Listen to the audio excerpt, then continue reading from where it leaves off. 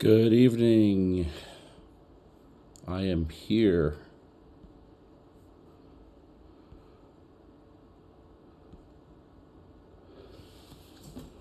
Just going to give everybody a minute or so to join. I don't have any high expectations for this, but I thought it'd be fun to do this anyway. So let's uh, let's give it all a minute.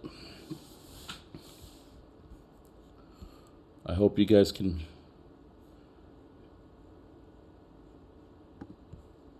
Hello, hello.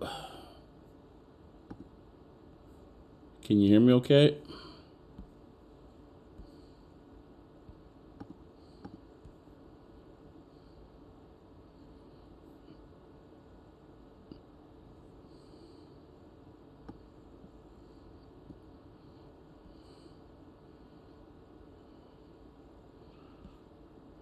All right. Looks like audio is okay.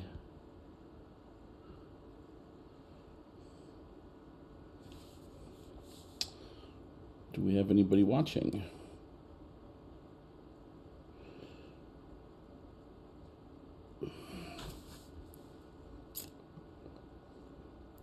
There's a few. All right. Well, I'm really impressed by that. So I'm going to get started here just to not keep you guys waiting too much longer. This is literally the first live stream I have ever done in my, well, entire life, I guess you could say it, because I'm typically the kind of guy that'll go back and, say something and then not like it, and then I'll have to, go back and edit it and maybe reshoot it, and it it takes a while for me to get my thoughts out. So first and foremost, I want to say thank you to all of you. If you're watching live right now, or if you're watching this later on, thank you for your support, all the time that you've given to me by watching the videos. They really, it made a big impact on me. I wanted to let you guys know about some of the things that transpired at the end of 2023, as well as what January so far has been for me in 2024. As you can see, I'm alive. I know a lot of you guys were sending messages and asking if I was okay and if things were good. I will tell you, I spent a lot of time sick throughout the holidays. And I actually did a couple road trips in between there. And it seemed like I was always catching some kind of a bug that ultimately took me out. And, I was constantly either coughing or sneezing, or and it wasn't the typical winter stuff. It wasn't a cold, or it wasn't a basic flu that would go away after a week or two. No, these were things that stuck around for 6 to 10 weeks at a time. And so pretty much from, I don't know, end of October through right around probably the middle of January, I was bedridden pretty much. Like I said, I did do some road trips. I traveled up north for the Christmas holiday, and I took the Bolt EUV, and I'll tell you guys about that here in a minute, because I discovered something along those lines that we should talk about. So, but I took the road trip. I had issues during that road trip. It was the longest 15 and a half hours for me. And my son Eddie went with me. And pretty much for most of that, we were both wondering if we were going to make it. I was sick the whole drive. And if it wasn't for Super Cruise, I probably would have had to pull off the road and, I don't know, find a place to spend the night or whatever. But I'm 85% better right now, as you might be able to hear a little bit of stuffiness. I do have coughs every once in a while. I don't have a mute button, so I will turn my head and cough if I have to. But so forgive me for that. But anyway, let's get down to the meat of things. So 2023, if I can say that, was a pretty challenging year. For those who don't know, and I don't know how you wouldn't be able to know because of all the videos and everything that came out of it. My family and I moved from Los Angeles to South Carolina, and that was a massive uprooting. I lived there for 19 years. Yeah, plus minus maybe 18 and a half or so years. And after all of that time, after all of that, commitment to career and buying a house and everything, which is not easy to do in California anyway, we decided to sell it all. And, we basically got movers and packed up and moved out here. That was Father's Day of 2022. So, if you fast forward a little bit, 2022 was still kind of we're returning to work, but not really. And then, employers were like, oh, let's start thinking about coming back to the office. And I just raised my hand and said, I'm on the other side of the country. So that's not going to happen. But they were accommodating and made the transition pretty smooth, and kind of leave it at that. But once we got here, things slowly started going downhill, and I'll start this stream off with my career and my profession. You guys know I'm an IT guy. I am a network engineer by education, but by profession, everything from a low-end systems administrator all the way up to the guy that designs high-end data center networks. But and everything that's in between. So basically, I got to a point in my career where I outpriced myself.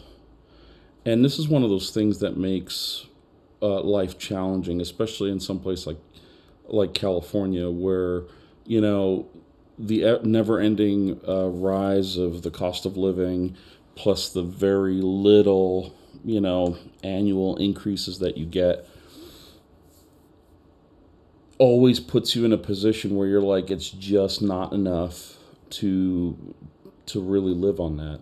And I knew a lot of people, a lot of my friends in California were either, guys in their late 20s, early 30s that were living with roommates, living with friends, and sharing, a 3-bedroom house amongst 5 or 6 people. That wasn't an uncommon thread in my line of work, specifically in the IT community, where guys would, at the end of the day, pack up, leave the office, and they'd all get into one car and just drive off to their one home.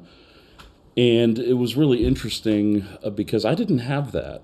I had a wife and I had a son that I had to go home to, and our situation was really unique in that I was the only income for our household, which made it really that much more difficult. But nevertheless, I persisted, and we, as a family, worked together to make sure that everything was solid and established, both in the home and for my work, and everything was going well. And then COVID hit, and things sort of stalled. For about 6 months, nobody knew anything. Probably until September of that year, we didn't know if we were going to get projects, if we were going to have any real work coming up. And there was just a general stop of life that kind of hit everybody.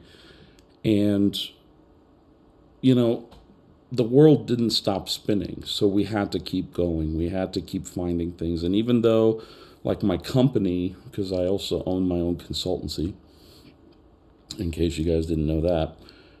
In California, I basically put my consultancy on hold. I lost the entire support team that I worked with, a lot of the software engineers, a lot of the hardware engineers that I worked with for projects, and other like basic labor type stuff. They all moved out of the state. They all either moved to Nevada or Arizona, or some even moved to Texas.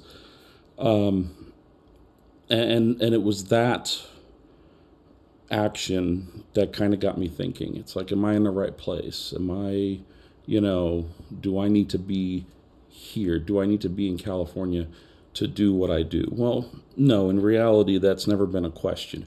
For 20 years, for 25 years, I've been trying to tell employers and people that I worked with that I don't physically need to sit in front of a specific computer to manage it.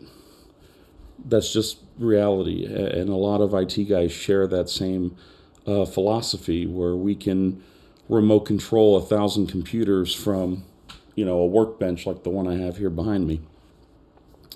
But anyway, with my company kind of on hold because we weren't really, doing any projects or anything, our retainer fee was being paid, but that was it. But that's not a fee that's worthy of maintaining a business, especially in California, where the real estate of the office was eating up a big chunk of that retainer fee, and then keeping the lights on, keeping the internet connected, water, gas, power, all that stuff. It just added up. But I also had my full-time job. So right before our son Eddie was born, I took on a network engineering role for NASA's Jet Propulsion Laboratory. And I worked at NASA, at JPL specifically in California, for 9 years, almost 10 years.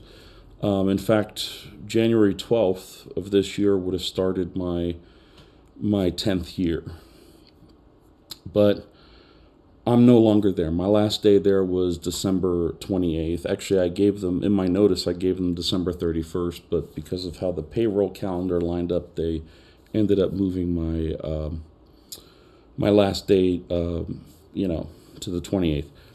But be that as it is, for those 9 years, I was working both jobs, in tandem, essentially going to work, for 9-10 hours, at JPL. And then after that, I would either come home or go to my office and then spend, whatever time I needed to get up with projects and stuff like that, until COVID hit. And then it was like, well, let me put my company on hold and let me just focus on what I can do at JPL as a whole. And the year that COVID hit, I actually took it upon myself to start training as a cybersecurity risk management, auditor type, just the fundamentals, so I could wrap my head around them and sort of understand the basic concepts of what it takes to design a platform, a system, whatever, a network around a specific cybersecurity framework. And I got really good at it. And my manager at the time, to her credit, she started noticing that. And she said, why don't you, keep up with this, and then, we'll see what we can do with regards to getting you help for the day-to-day administrative tasks, because I still had the day-to-day duties that I had to do on top of what I had now ventured myself into. Now, for those of you who've worked in government, I salute you. For those who haven't, it is a really, really tough pill to swallow. It's very rigid, it's very procedural, lots of red tape, lots of Your line management can be, 20 people long, and every single one of them will have an opinion on how to do a specific thing, what may or may not be correct, or it might be outdated thinking.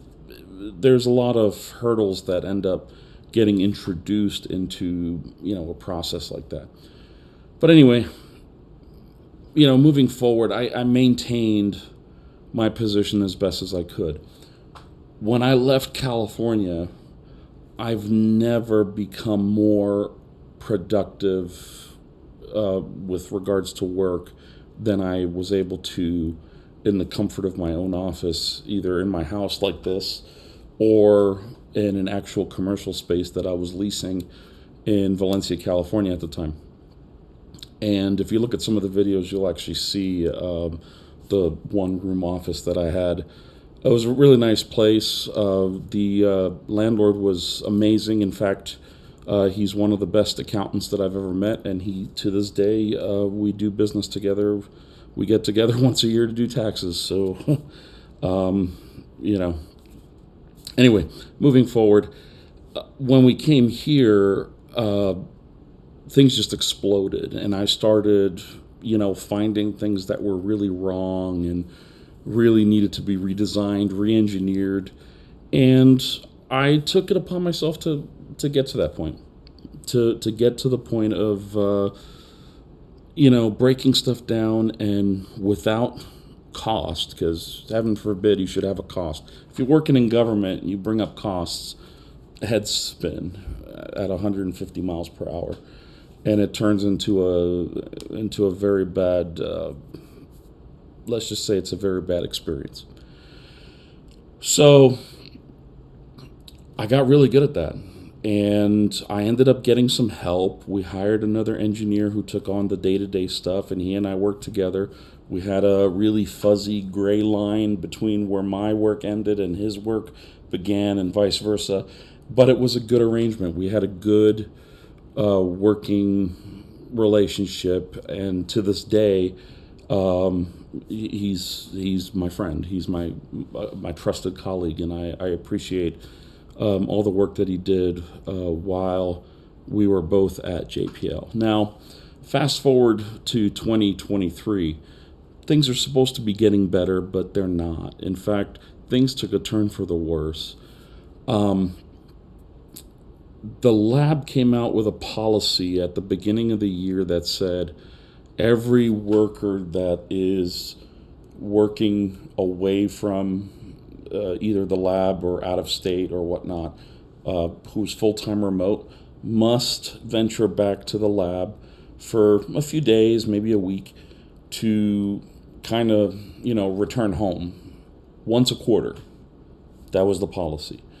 So, no problem. I went in January. I went in April. And then I think there was one of the quarters I was late on. And then Q4 got canceled. And I'll tell you about that in a second. But these visits back to JPL were, in a way, really good, because they allowed me to refamiliarize myself with, things that we may have changed or redesigned or re-engineered, like physically get my hands on them, whether it was new equipment that was purchased to, offload some responsibilities of certain things to other equipment and whatnot to make it better, safer, faster, whatnot. And it was good to be able to say, oh, okay, this is great. Let's put this in here and put it in, secure it. It was great. And it actually helped me get some FaceTime with management. It helped me, it helped me remember what they look like.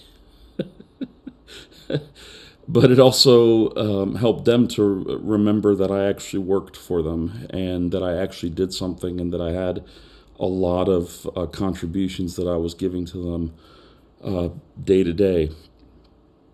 But somewhere in around March or April of 2023 of last year, we get notified of new security practices that were kind of an urgency. And by kind of an urgency, I mean they should have never been not implemented. In other words, they should have been in place a long time ago.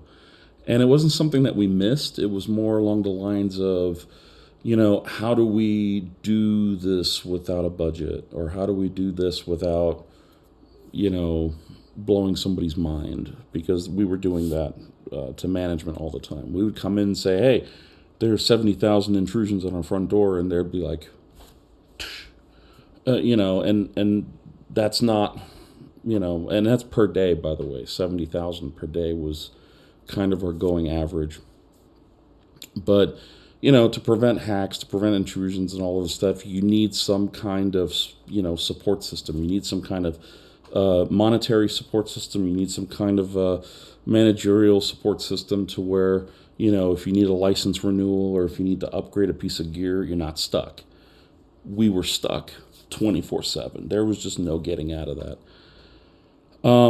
And somewhere, like I said, in probably around April, I don't remember the exact date, we get this notice, and I immediately go to work trying to architect around this new framework, this new order, if you will, that came from the big cheeses. I went through and I got all the details, all the documentation together. I built this little binder, like this 2-inch binder that just had a whole bunch of stuff in it. Probably about 300 pages worth of just, this printer back here was just constantly churning out paper. And I got the idea to band-aid some of the controls, and I'll tell you a little bit about those here in a second. But one of the requirements, one of the sections, one of the key sections of that new order was physical access control to equipment. The ability to control who has access to the room, how do they access it, do they use keys, badges, biometrics, eye scans, the works, or is it just a closet underneath a stairwell that barely has an air conditioner in it? Well, it wasn't a closet under a stairwell, but it was I would say 120 square foot space that was right next to an elevator control room that had a pretty decent, power distribution system running in it and air conditioning and all that stuff. And it was actually really, a really well done little room that we had with all of our equipment in it. But we had no access control methods, no cameras, no biometrics, none of that stuff. We had a shared common key that pretty much every employee in that building had. But one of the clear orders, or one of the clear line items of this order was, the need to separate users from admins, super users from systems administrator, that sort of thing. And you had to build this grid out of, who had access to the room physically, who had access to the room logically, either through a network device or some other means. And you had to break that down. We had no budget. This was one of the first times I asked for a budget. And it was the first time that things started going south in the 9 years or so that I've been there, that I was there. All of a sudden, I was incapable of doing my job. All of a sudden, I was a crybaby for asking for help. I was a little toddler that needed hand-holding. And I'm using these phrases because these were actually said, believe it or not. I had several IT managers. Actually, I guess they were just staffers. Well, some of them were staffers, some of them were managers. They came out and they literally said that, hey, so-and-so said this about you. And it was a demoralizing experience. And that's where it all started turning south for me. But I continued on. I carried on the mission. I told them, I said, okay, so we have no budget, but let's try to band-aid this. And sitting at this desk right here, I had the binder of stuff, which I don't even know where I put it, but it's over there on the shelf. It doesn't matter, but in this binder was a sample document that was provided by NASA, by the Office of the Chief Information Officer, one of their staffers. They put a sample letter in, and it was supposed to be a formatting sample, like how do we write documentation, how do we present it, so that senior committees could look at it and it would be a unified format and such. But I looked at it and it said something like, equipment should be secured in a data center that's institutionally managed. And I thought to myself, why aren't we storing our equipment in an institutionally managed data center? Because keep in mind that those data centers have to be compliant on a federal level. And I thought to myself, God, we got this closet over here. Why don't we move all of this stuff into one of their data centers? And so we started talking to the data center team, the network teams, and I started building all these drawings and all these designs, and we requisitioned some funding. Yes, we did. After we justified, the business use case and everything to management, they did agree to give us $50,000 to buy some network equipment to facilitate the move of this hardware stack to this data center.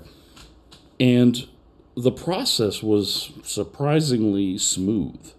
The whole concept of asking for the funds, doing the designs, doing the drawings and everything, that, it's a time, it's a task that takes time, but it's not difficult to do. You have to put a lot of time and thought into it, and you kind of work it out. By the time you get to like version 6 or 7 of the drawing, it's kind of getting to where it needs to be. And that's how it was with me. And this 58-inch screen over here, by the way, the best investment ever. Before I had 2 little 4K screens and a interesting widescreen up on top. One of the 4K screens died, and I couldn't get a replacement for it that was a match, and I just, they no longer manufacture it. So I still have them over there, but one of them's trash. Anyway, I got the drawings out. The data center team accepted them. The network operations team accepted them. My management accepted them, and I said, wow, we're great. Super. Now it's up to me to develop a timeline. So I said, okay, I travel 4 times per year. That means, and this was, by this point, we were somewhere probably in June. I knew I was traveling in, July, at the end of July. August, I think August is when Eddie went back to school. So that was during that time, somewhere in there, I came up with the plan that I was going to do all of the configurations from here. I was going to do all the documentation, everything from here.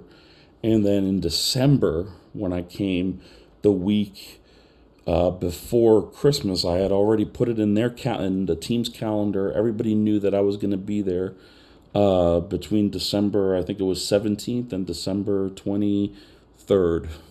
It lined up perfectly with the holidays, with time off schedules.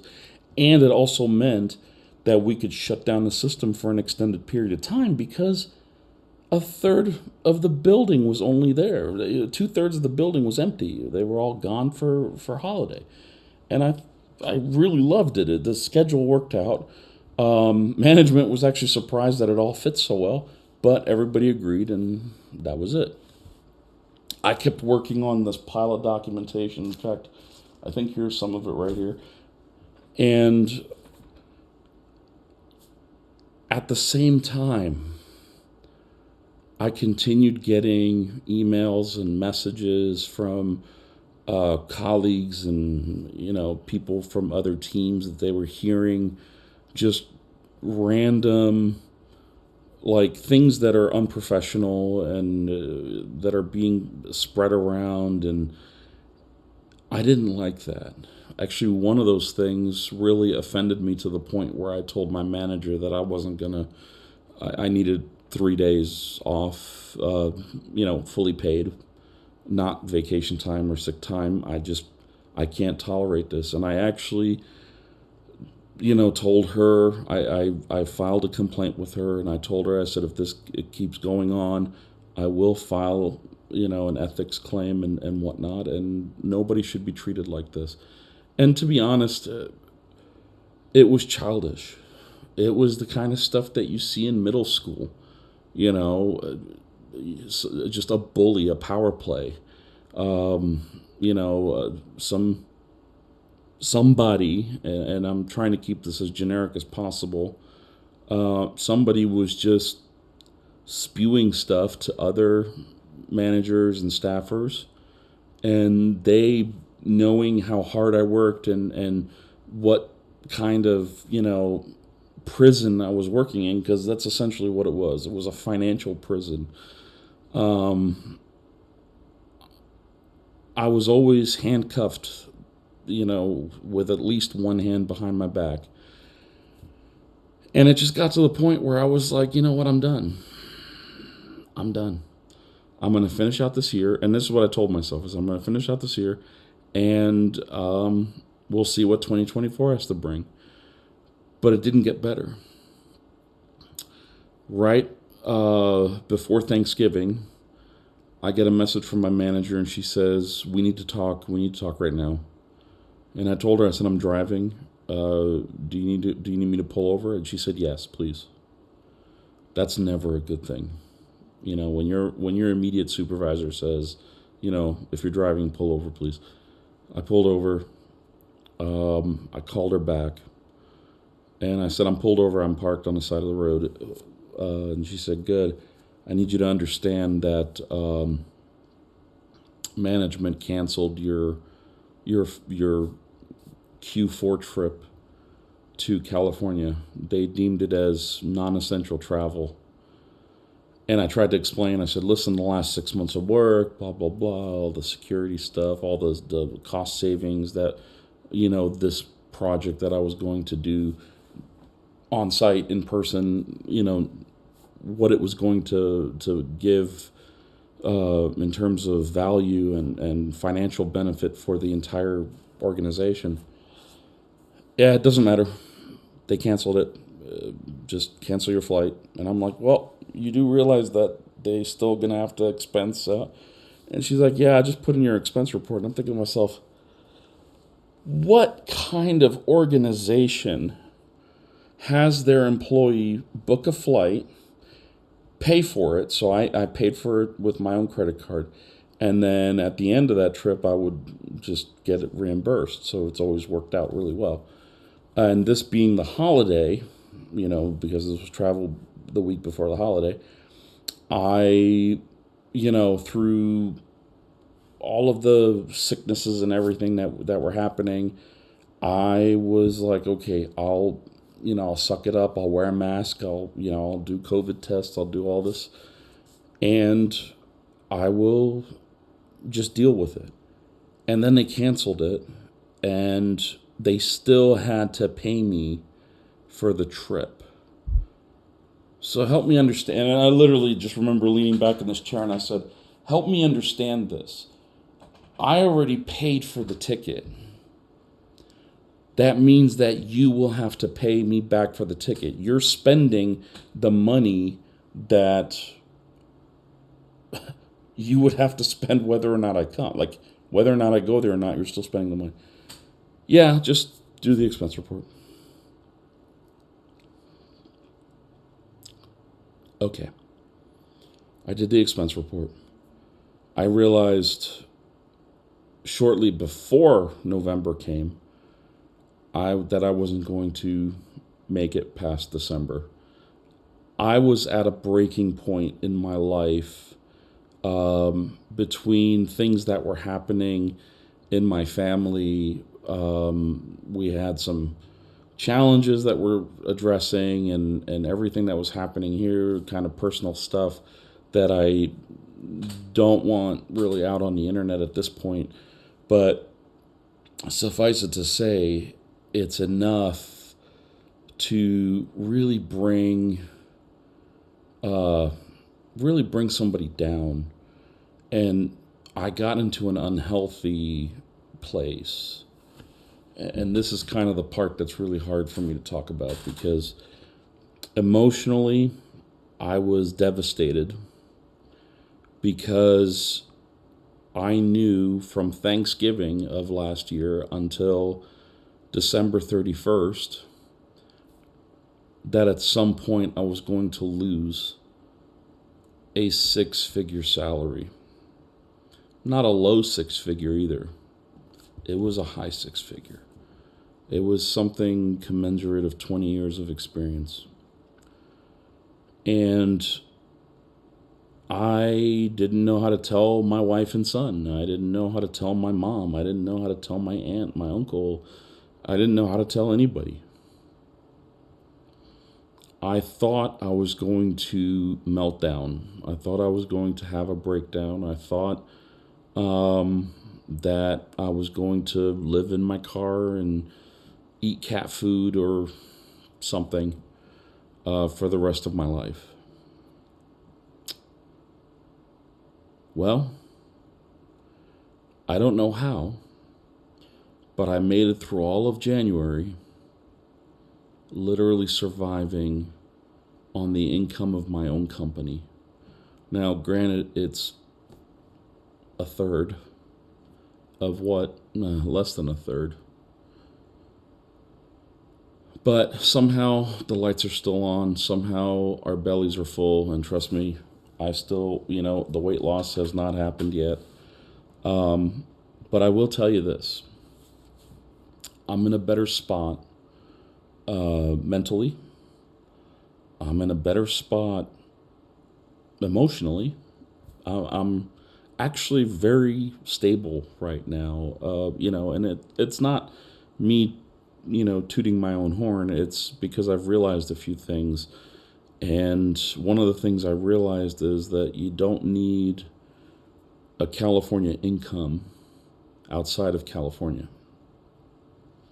And even though it's nice to have, it forces you into a lifestyle of,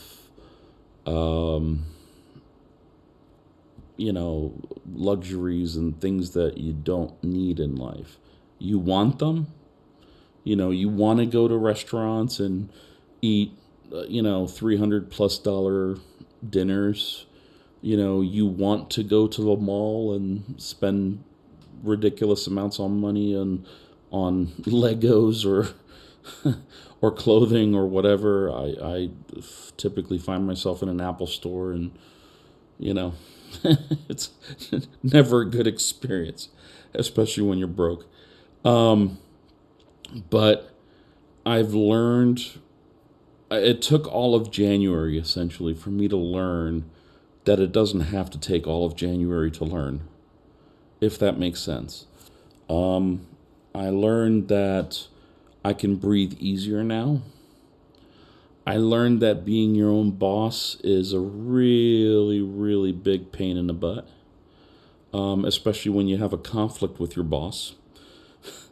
You should hear some of the conversations in this office that I have with myself. Oh, God. But, to tie this all up, I took a horrendous situation that was spiraling very fast. I mean, you're talking about 6 months out of a 9 year job, out of a 9 year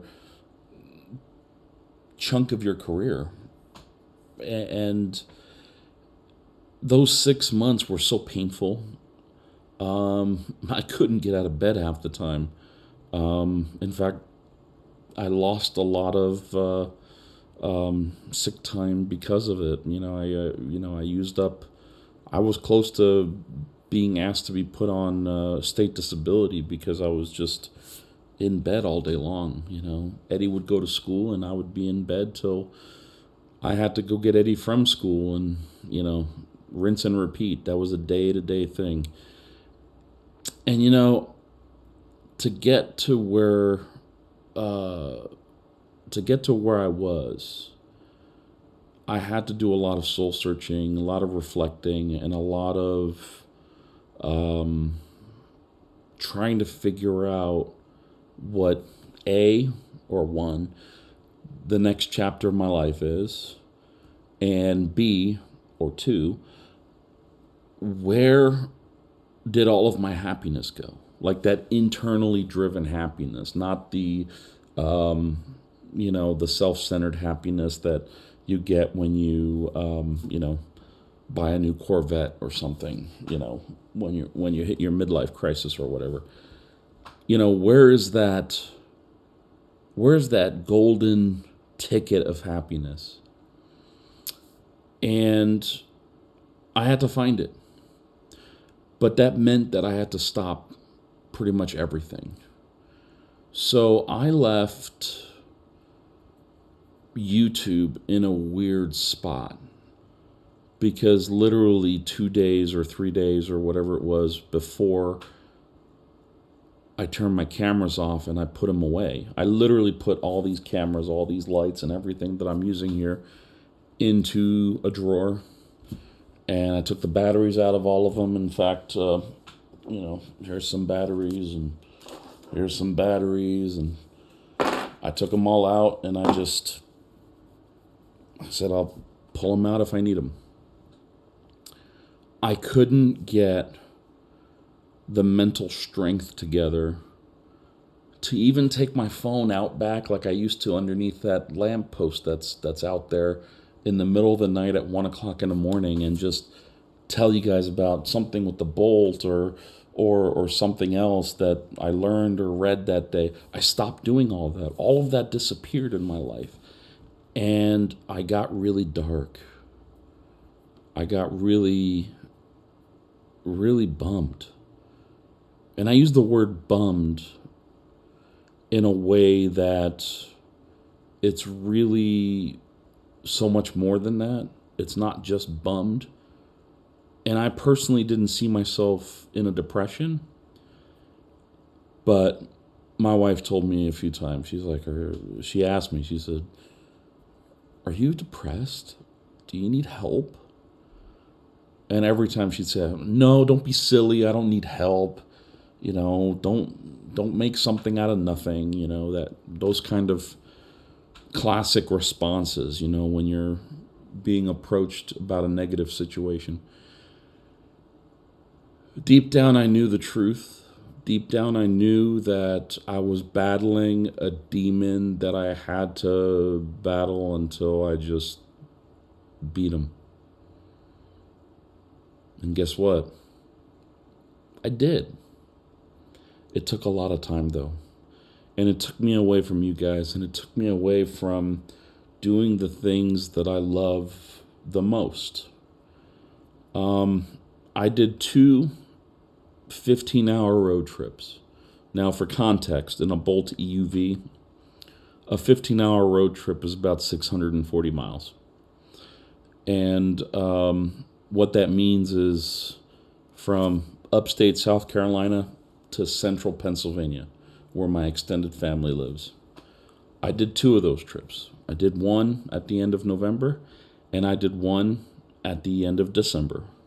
In fact, at the end of December, my sister, my younger sister, Sam, she sends me a message random. It was one of those messages that you're like, "Huh, why is she texting me?" And then you look at the message and you read that, "Hey, would you be interested in going to see Back to the Future, the musical, in New York on Broadway?" Without thinking, I was like, hell yes. Hell yes. You get the tickets, I'll get the rental. Because there was no way in living misery that I was going to take the Bolt, my Bolt that's less than a year old. There was no way that I was going to take that into Manhattan, being that the charging infrastructure is not all there, and et cetera, et cetera. I'll tell you a little bit more about that. But we went, and we saw. And here's the little out of time license plate keychain that I got that Lady Liberty is holding up. Um, but there's a hidden agenda with this musical. In fact, many of you won't know because I don't think I've ever shared this on YouTube. But in 1998, while I was in high school in central Pennsylvania, actually, I went to a private high school. I went through a private residential institution in Hershey, Pennsylvania, called the Milton Hershey School. And in 1998, I got really sucked into technical theater. Technical meaning behind the scenes, backstage. I learned a lot about, stage management, set design, architecture, carpentry, sound design. But more than anything, I got infatuated. I fell in love with lighting, specifically stage and concert lighting. And I learned how to operate the very first lighting desk that the school got. And it was this giant monstrosity called a Status Q that was made by a company called Lightwave Research back in the 90s. And we had these 4 intelligent fixtures. So just imagine this giant lamp fixture thing with mirrors and patterns and colors and everything in it. And of course, this kid's just looking at it like, I want it. It was the most beautiful thing I had ever seen, and I really got sucked into it. And actually, I stuck with it for a while. I did it for 4 years, actually. And then when I graduated high school, I decided, let me go to college for it. So I went to college for it. And what's funny is it tied IT and theater together. Now, I'm sure you guys already know from some of the other YouTube videos that I'm also a musician. So there is IT, there's theater, and there's music. All 3 of those kind of are combined by IT. The fact that you're using a computer. At that time, it was a Windows 98 big giant block of a desktop computer that operated these 4 fixtures. And then all the music that I was doing was being recorded on solid state. And if you look over here to my left, you'll see this digital keyboard that somehow mysteriously showed up at my house that I've been asking for I don't know, 10 years, so I can record music on it. And so all of it, that ties into that computer, this ties into that computer. I got a laptop in my dining room connected to a light fixture and this and that. So I'm doing everything, right? But here's the point of all that. In going to Back to the Future, I relived my childhood. I never seen a state-of-the-art musical like Back to the Future. And if you are a Back to the Future fanboy, like I am, we watch Back to the Future every year in November because, well, why not? And, all 3 movies are awesome and they're worth rewatching every year. And when this opportunity came up, we got really good seats and it was a fantastic experience. And it brought all of that back. This was December, I think it was 27th or 28th. I think it was 28th that was actually the date of the performance. And I found my happiness. I remembered where it all went. I remembered how it went all wrong. And I bounced back. And I started healing. And I started seeing the world in a slightly different shade of green every day. I mean, I was not waking up in the morning I mean, the sun would be long over the pitch of the roof before I'd even open my eyes. Now I'm waking up with the sunset. If you guys follow me on social media, you'll see the sunrise. I said sunset. Sunrises. Now I wake up with the sunrise. I take pictures of it. And I feel like every day is just a new page that needs to be written with the most important things that matter to you. And it's been great to be able to take my son to school every day. It's been great to, pick him up at school and be wide awake and have all this time while he's at school to do all the work and everything that I need to do during the day, take care of my clients and all this stuff. And literally all it took was one musical. And not only did we go see one musical, but then a couple of days later, we saw a second musical that was not on the same level as Back to the Future, but it was the story of 9/11. And Come From Away was the title of it. Really good, really emotional, powerful. Definitely not for kids. Eddie did not enjoy that one. Eddie didn't get to go to the Back to the Future one because that was just a brother-sister day trip or so. But suffice it to say, all of that technical theater, all of the, all of that stuff just rekindled a love in my life. And actually, I just remembered that in November, before Thanksgiving, I went to go see this. Now, what's special about Fiddler on the Roof and why I have this playbill is because this playbill specifically is missing an autograph. My sister Samantha performed in this. And Sam, if you're watching, you need to sign this. Sign it sooner than later. So,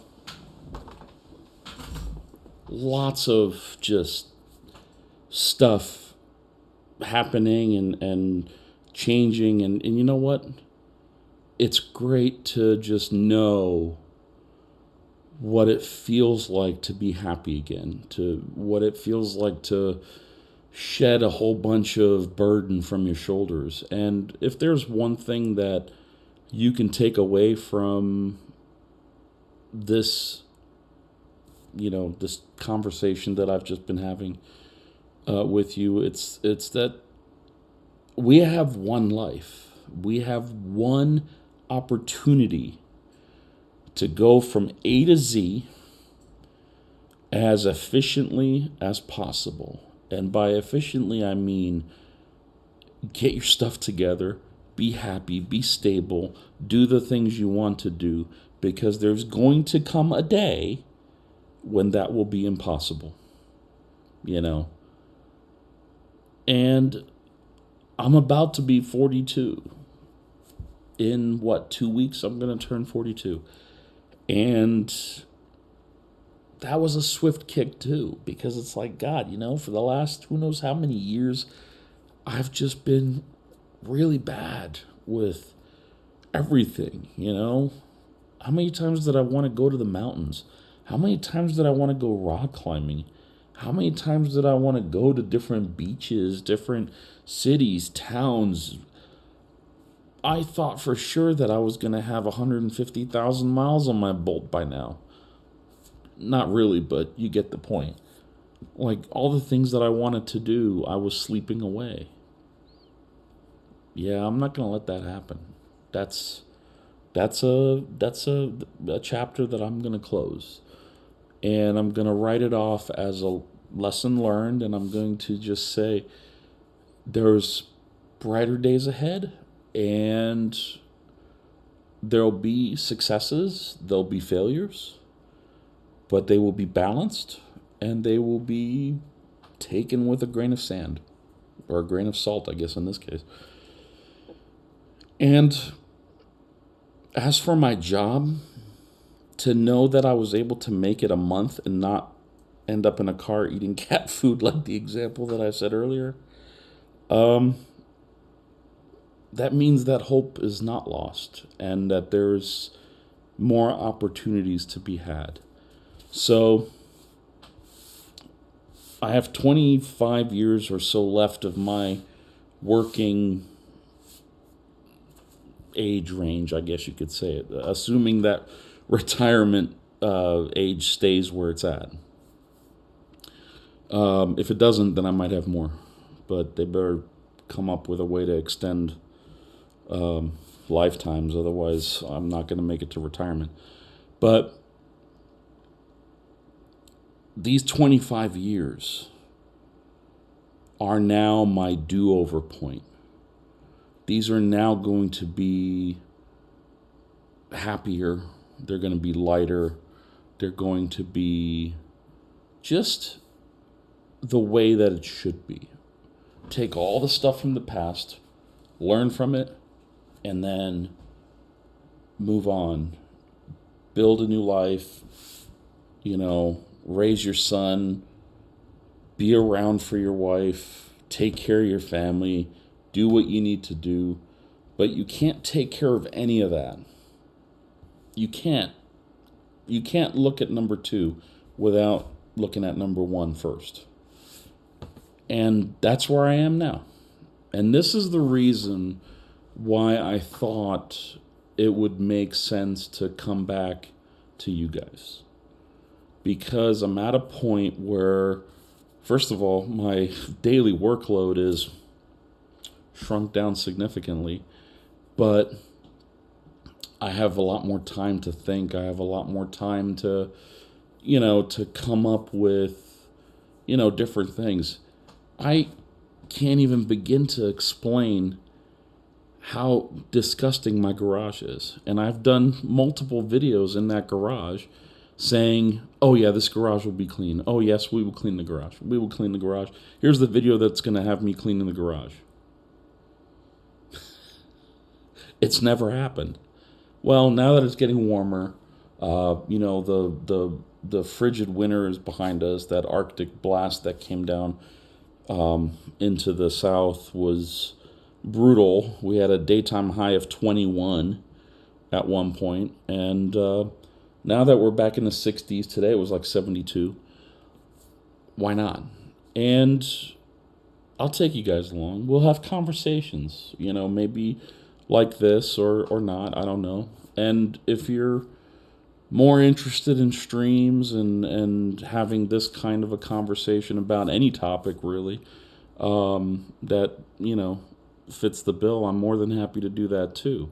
But I'm actually seeing stuff scrolling over here, so forgive me, I gotta get my eyeballs on to read this. Let's see it. Yeah, Wicked on Broadway. Oh yeah. God, Broadway is one of those things where, some people tell you it's overrated.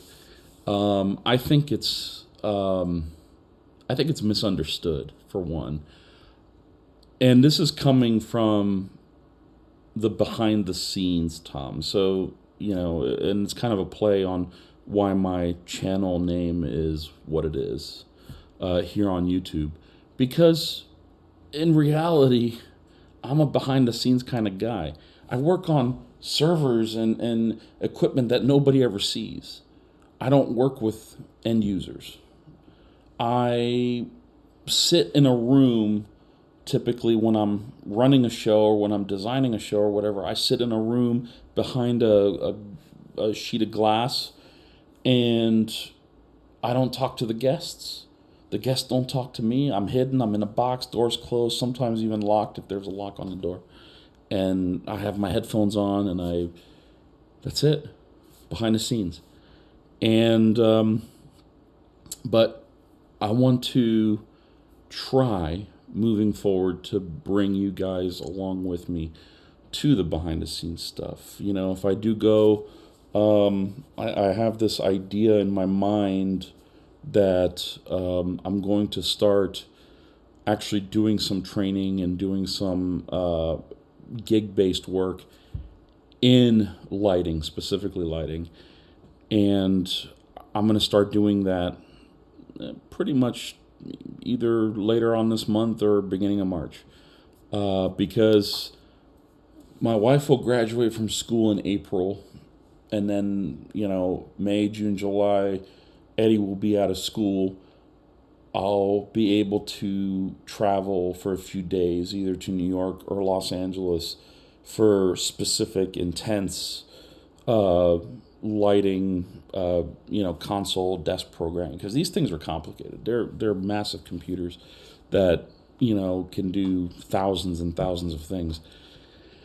And a good training class really helps break that ice, and it takes a lot.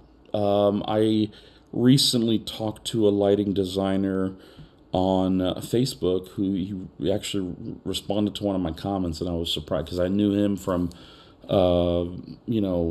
various award shows and plays that he had designed. But the fact that he reached out to one of my comments and he asked me a question about something that I was doing, or he saw something on my profile, and it turned into a really interesting experience because it was almost like being starstruck, but it was behind the scenes, and I was starstruck with a guy that that designs lights for massive Emmy or award-winning shows. I'm an Emmy award winner, by the way. I don't know if you guys knew that, but I have 2 Emmy awards.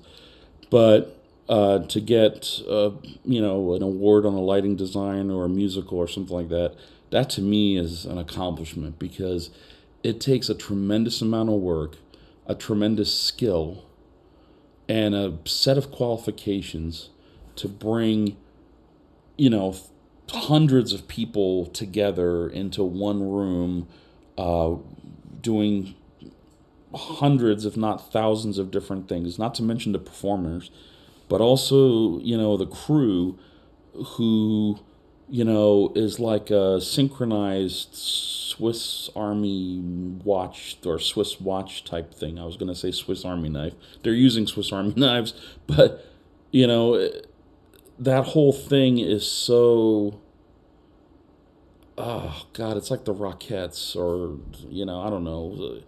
Everything's in sync. Everybody's, on the same wavelength, and it's just phenomenal. I think the whole experience is great. If you've never seen a musical, if you've never seen a show or a play, regardless whether it's a high school play or something in college or something, on a mainstream stage, then I think you're missing out, because that's an experience. Because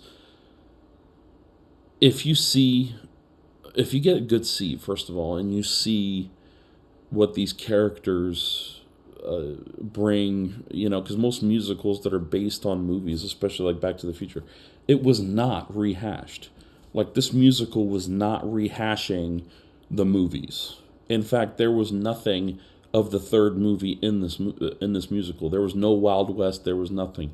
But the entire concept of Marty McFly, his girlfriend Jennifer, his parents, and the way the story of their life came together. Biff was there. Everything. It was very uniquely done. I feel like to do something like that is a very difficult undertaking, because for the producers, they have to make this sparkle way more than the movies did. Yeah, they did. And it was funny, on the way to, we were sitting in traffic on the New Jersey Turnpike when I pulled out my phone, and I saw that Michael J. Fox, Christopher Lloyd, Bob Gale, Bob Zemeckis, who produced the original Back to the Future, they all raved about this musical. So I said, we're safe. We'll be good. And it was the best experience ever. So, anyway, I don't know if I have anything else. I guess I'll tell you guys about the Bolt. So, the Bolt EUV is still in the driveway. It's still, I think it's one of the best cars I've ever owned. It's my 13th car. I think it's my 13th car. It might be my 14th car because I think the last Bolt was 13. So this is 14, the 2023 EUV Premier. Everything works on it. The windshield wipers are horrendous, and I reached out to the dealer because I went to, I think, O'Reilly's or AutoZone or something, and I bought a pair of windshield wipers. I gave them my make, model, and all that stuff, trim level and everything, and they handed me 2 wipers, the right side and the left side. And okay, great, paid for them. It's like $30. Threw them in my trunk, brought them home.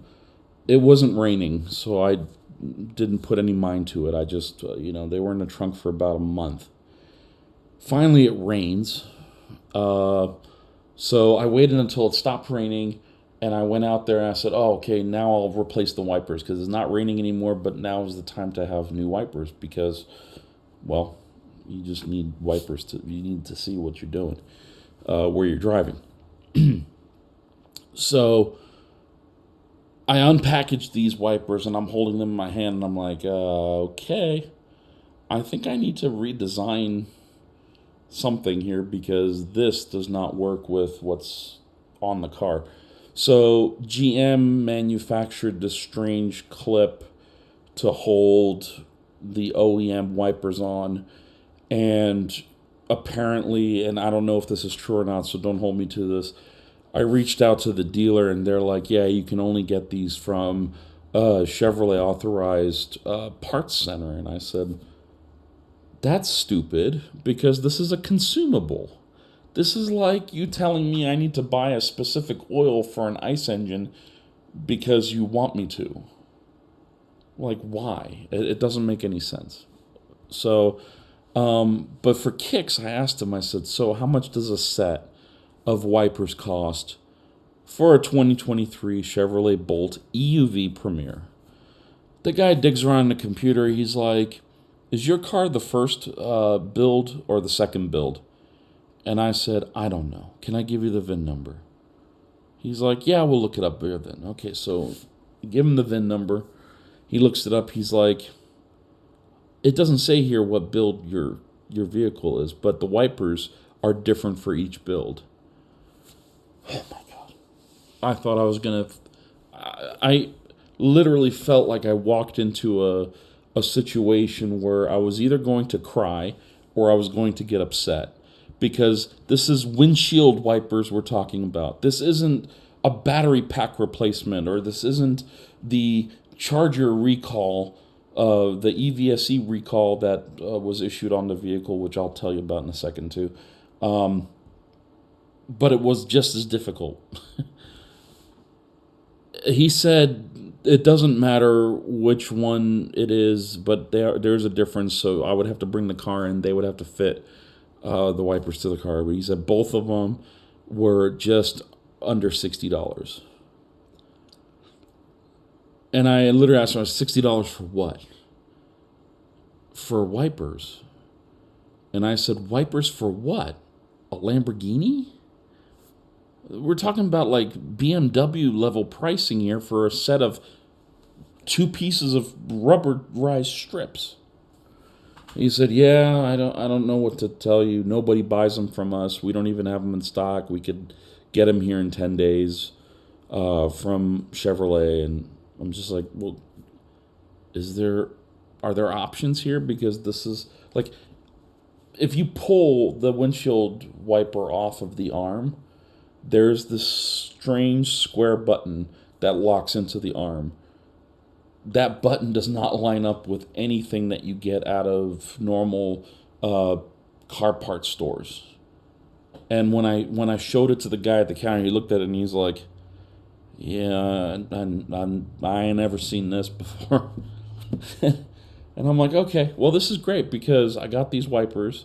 I need to replace them because these suck."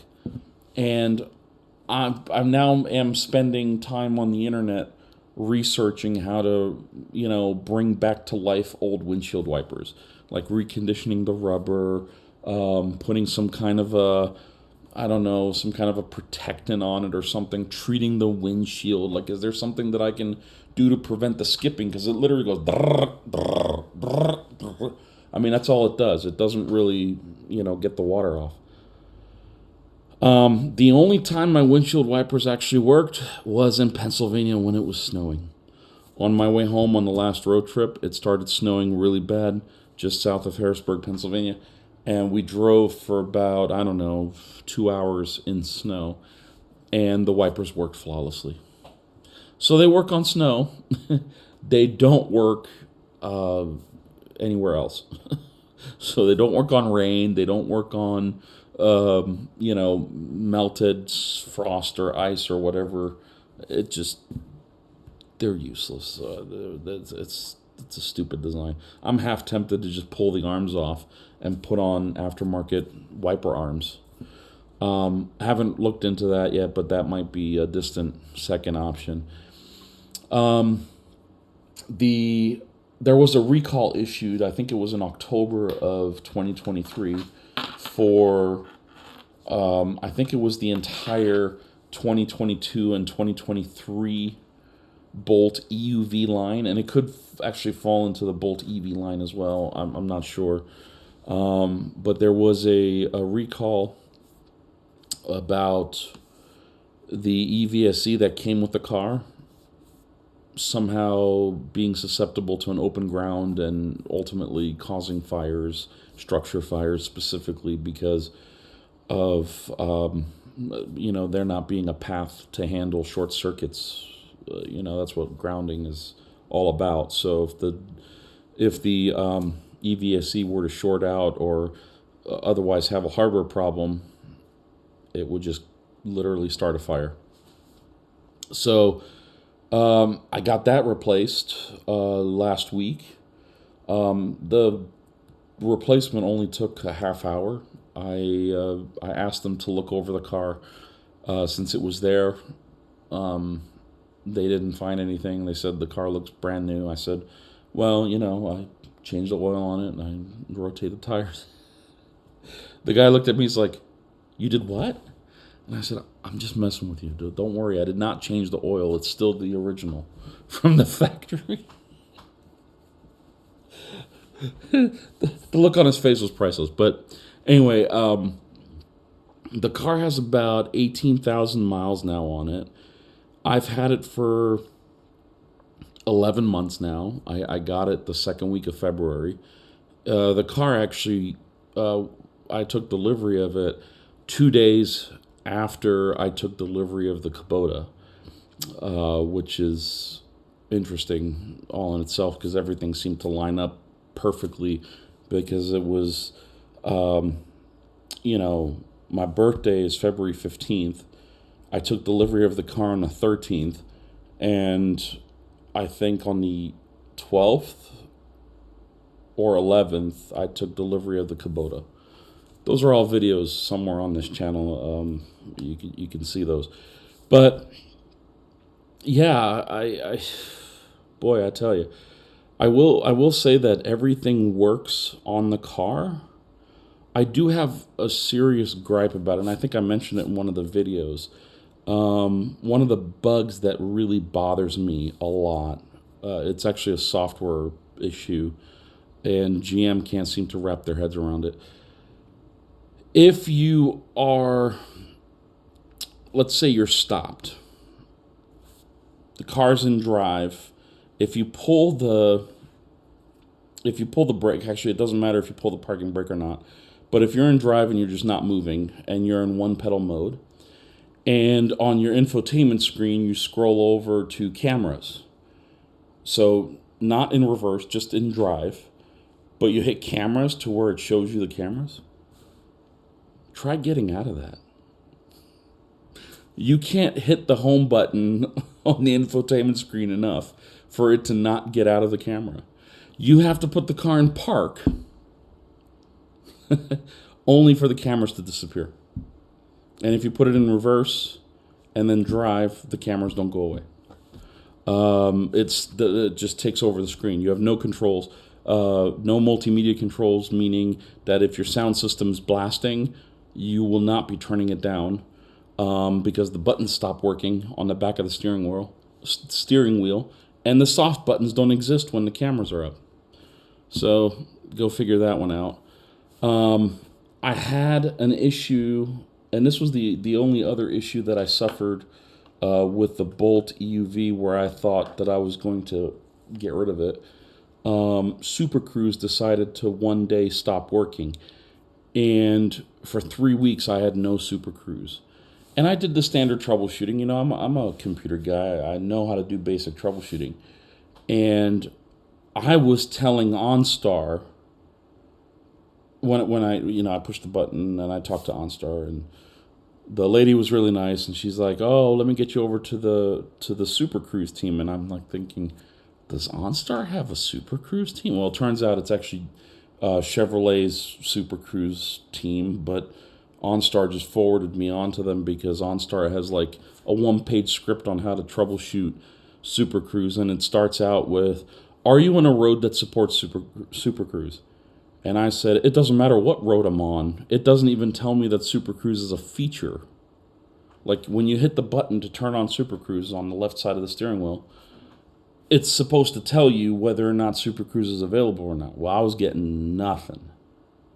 Nothing. There was nothing there. So I got upset because how much I rely on Super Cruise, especially for long distance trips. And I don't know how I drove that distance before Super Cruise because, God, I don't think I'd be able to do that. Maybe it's older age or whatever. But Super Cruise is huge for me. And when it wasn't working, I had them check the account. I had them re-provision the car. They actually deleted the feature from my car and re-added it, which was news to me. I didn't know that OnStar had that kind of capacity to just remove a feature from the car's operating system and then put it back. But I guess it's all modular. That's beyond me, unfortunately. But they went through a week worth of diagnostics and random phone calls saying, "Hey, we're still working on it, but we just wanted to let you know." And one day I was on the road. I was heading to Charlotte to go shooting. I go to the range up in Charlotte. There's a nice indoor range that I frequent. And all of a sudden, the little white steering wheel shows up, and I press the Super Cruise button, and the car just takes over. And I'm like, "Woo!" And the people next to me were like, they were looking at me like I was, I don't know, on another planet, which I felt like I was at the time. This is not beer, by the way, even though this is a Stein. That's my own homebrewed tea. But anyway, so Super Cruise is back, but being 3 weeks without it, I wasn't a happy camper. I was already an unhappy camper. This just made me that much more unhappier. Somebody, hang on, I should just keep these glasses on because I can't. Try cleaning existing wiper rubber with SOS or Brillo pads. Huh. You don't think that'll damage it? You don't think that'll shred the wiper? I mean, I guess I can try that. I don't know. All right, let me make a note of that. I'm not prepared for note taking. I'll just have to remember that. Okay. We'll see how that goes. If you look at the wiper, like I took it off several times, and if you inspect it, the only thing that you can see is that the blade is bent from, because typically it should be like this. but because of the fact that when it and I've always wondered if this was a design flaw, because when wipers, they do this and then they go back down. Some cars, they go down and then they come up just a little bit to pop the blade back into the orientation of needing to wipe. So instead of them being bent the opposite direction, there's a little like half inch, kickback. And you can see that when the blade, they go down lower than they should and they come back up to where they kind of home. And I'm wondering if that just should be a thing that's on all windshield wiper. I guess it doesn't matter. But the $50 or $60 price tag and add tax to that and whatever else, that's just, it's windshield wipers, for God's sakes. We're not doing an oil change. I just scheduled an oil change for my wife's RAV4, and on the thing it said oil change $79. Am I missing something here? Like, I don't even think they were that much in California. I think I was getting oil changes for like $36 in California.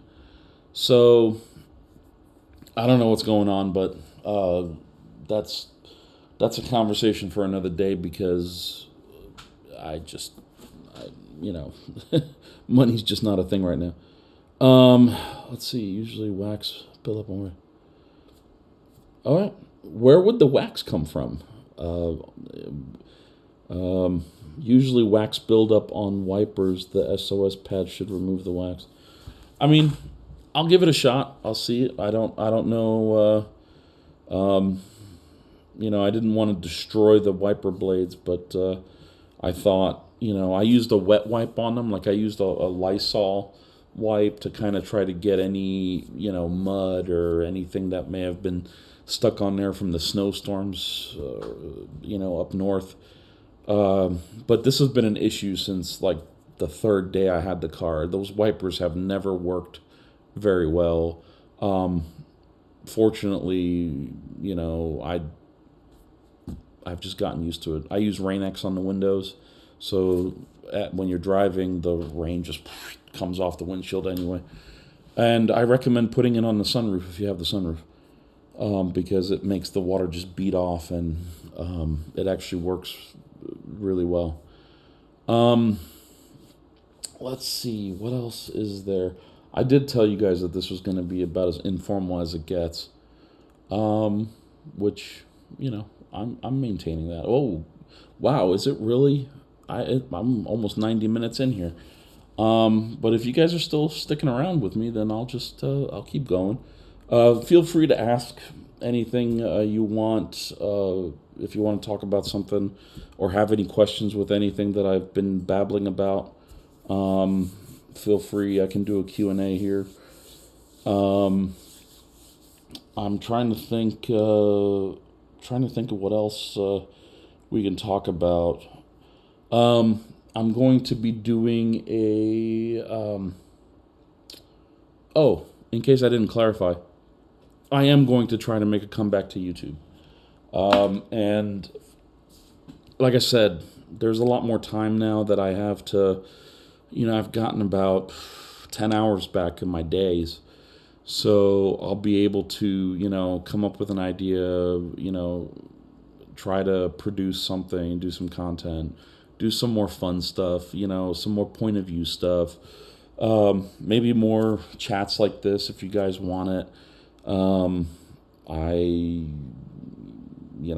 It's all kind of up in the air, but there's a couple things that I want to do. Like I want to shoot a maintenance video on the Kubota, because it's going to be due for its seasonal, service.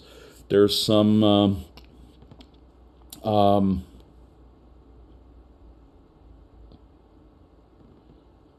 I didn't say beats off, I said beads off. But okay, thank you.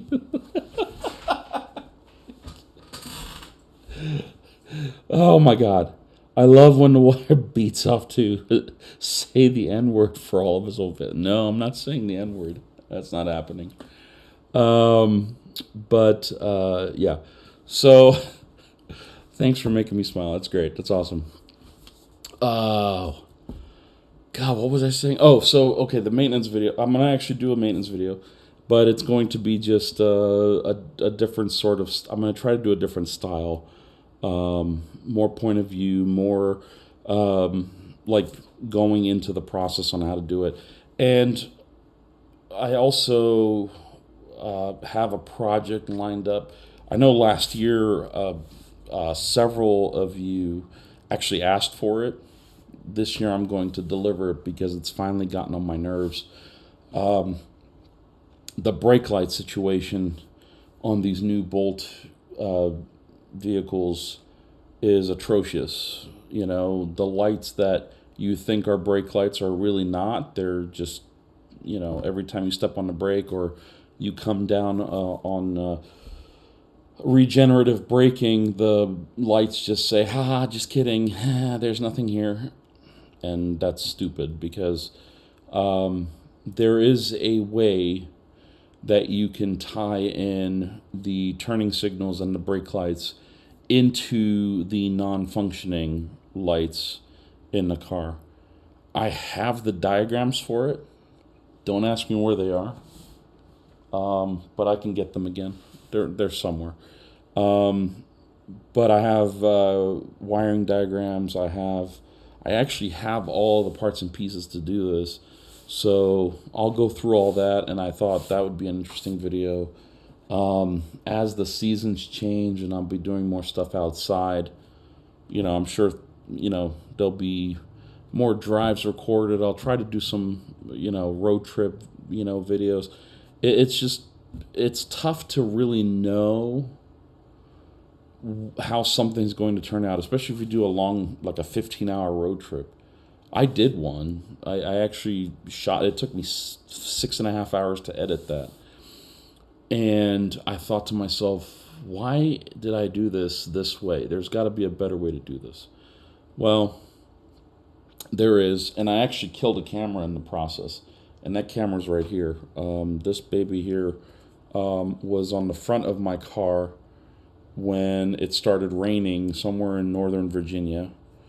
And I guess the seal didn't hold or something. I also had a power cable plugged into it, which means that there was an open hole into the camera. And I found this laying on the floor in my bedroom, and I thought maybe I'll replace it or get another camera. I don't know. We'll see. That all costs money, and you know, I'm not ready to blow money on gear that I don't think I need at this point. Besides, I don't know if the hood cam was really working for me or you guys, if you guys really liked it, because, you know, could never use audio from it because it just sounded like a nuclear bomb going off. And half the time the sun was either shining or it was too dark, or, you know, these little action cameras like this, that just doesn't have the light sensitivity as like normal video cameras do that can work well at night. You know, I mean, there's a reason these are, you know, $100 or whatever, and there's a reason why these cameras are like, you know, 80% of the cost of this device, which is, you know, what, $1,600. So you can do the math on that. So it's it is what it is. We'll figure it out. We'll see what we can come up with. But yeah, so lots of changes. I'll wrap this up if you guys don't have anything, because I know, you know, I don't know how. Is there a way that I can see how many people are on this? Because I don't know how many people are on this, but I'm just glad you guys are here.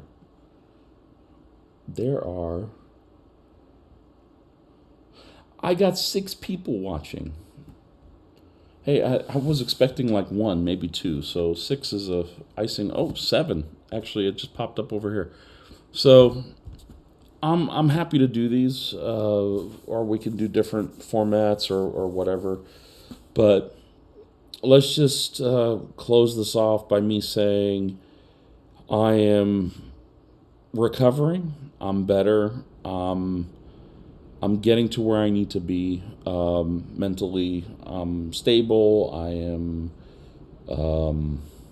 I've got a plan, and I just need to move forward with it.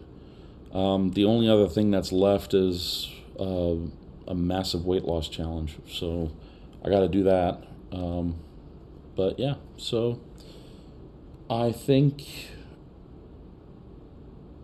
that's about it. I can't think of anything else. If you guys have any questions, go down below. Leave me your thoughts, just like I always used to say in the videos. But yeah, we'll get together again at some point, and maybe we'll do something different. I don't know. Leave me your suggestions. By the way, this is my office. This is my main stomping ground. I did a kind of a remedial lighting design for the video. It's just to break off the darkness, because I typically work in the dark. I typically have no lights on. I have little tiny lights like this one here, or the one over here that I work under, like that one that's over there. But the room's typically dark. That's my main workhorse. And then I do all my paperwork here. I do have 2 laptops over here that I kind of do testing with and stuff like that. And it actually works well, because I got one streaming and the other one got the YouTube stuff up, so I can see what you guys are saying. So this is my home office. This isn't my house. The whole upstairs is my office area. So I'm totally cut off from my wife and son, who are downstairs watching TV, probably having a party. And it actually is great because it's quiet, it's silent. I actually turned off one of my servers over there in Iraq because I didn't think it would, help out with the noise levels in here. But yeah, I don't know if you guys even care about all this stuff, but yeah, I'll leave that there. I will now proceed to thank every single one of you. First of all, I can't express the appreciation that I have for those who have reached out to me, who sent me messages or left me, comments on the channel, or even reached out to me via email. You guys are fantastic, and you guys are the reason why, this stuff works. Why it makes it worthwhile. And it means a lot. So I'm happy to come back. I'm happy to be back with you guys. We'll start doing some videos. We'll start getting some content created, and we'll go from there. We'll see where this Tom 2.0, or I guess 20.0 at this point. We'll see where it goes. But anyway, have a good evening. Thank you so much for joining me. And yeah, take care. Thanks. Bye-bye.